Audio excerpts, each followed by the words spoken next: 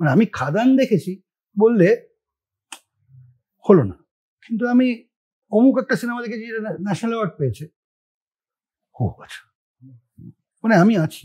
তার মানে এটা খুব বেসিক আমার মনে হয় জায়গাটা, এটা সবাই ফিল করতে পারবে। তো এইটা তো আমাদের সবচেয়ে বড় প্রবলেম। মানে এটা নিয়ে তোমার সমস্যা আছে? অফকোর্স সমস্যা আছে, এইটাই তো সবচেয়ে বড় প্রবলেম আমাদের দর্শকদের,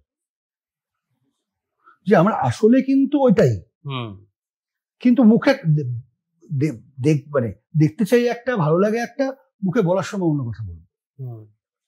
তারা তো বহুরূপে দেখেছে, তারা খাদানও দেখেছে।